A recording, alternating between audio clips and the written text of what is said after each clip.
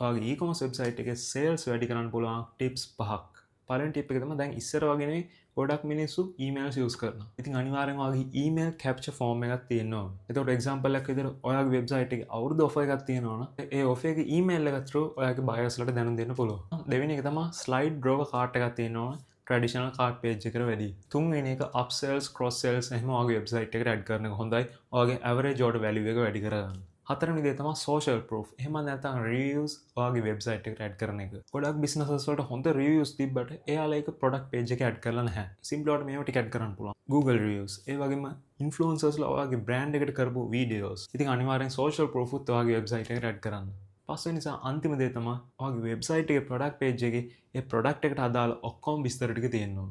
පුළුවන් නම් වීඩියෝස් විදිහට තියෙනවා නම් හොඳයි. ඔයාලා මගේ technology.lk එකේ වෙබ්සයිට් එක ගිහලා check කරන්න. මගේ ඒ products වල මම කරපු ඒ reviews දාලා දෙනවා.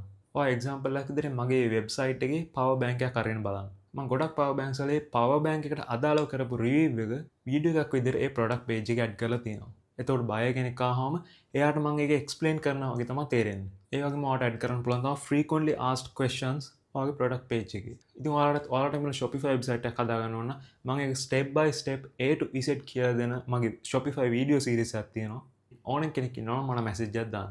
ඒ වගේම ඔයාගේ existing business එකක් තියෙනවා නම් ඔයා ඒකට හොඳ converting e-commerce solution එකක් බලාපොරොත්තු වෙනවා නම් ඒත් මට message එකක් දාන්න. අපි බලමු කොහොමද හොඳ එකක් හදාගන්නේ කියලා. ඉතින් ඔයාලගේ favorite e-commerce feature එක මොකද්ද?